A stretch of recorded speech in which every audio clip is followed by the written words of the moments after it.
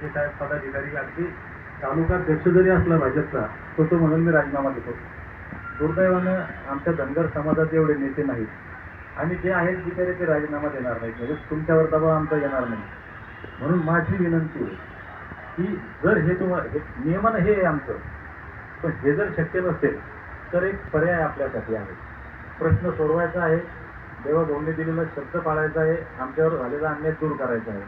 तर आता आम्ही MPCचं 3.5% सेपरेट आरक्षण घेतो. तिथे फक्त धनगरांचं आहे, दुसरं कोण नाही त्याच्यामध्ये.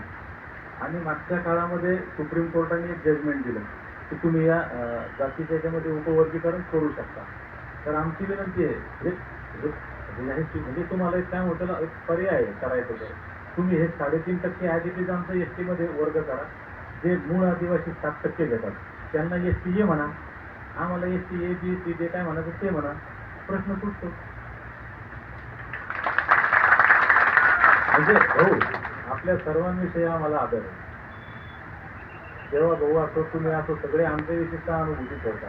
म्हणजे 3 दिवस झाले मला लोणीकर साहेब असं अर्जुन लोणीकर रात्री 12 वाजेपर्यंत मला फोन करू आले की दीपक गिरीश भाऊंना येतो, त्यांना घेऊन येतो, आपण चर्चा करूया, मार्ग निघला पाहिजे. कारण हा मोर्चा पाहिला पाहिजे. महाराष्ट्रानं असा मोर्चा नाही पाहिला. देशात चालला पाहिजे, पूर्ण देशात हा व्हिडिओ ज्या ज्या राज्यात धनगरांचं चालू आहे तिथं म्हणतात की दीपक भाईने क्रांती किया, आपण बी क्रांती करेंगे. राज्यात देशात चाललं.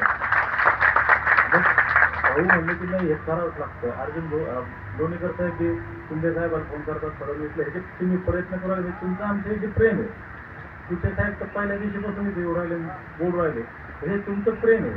तर आमचं असं म्हणलं की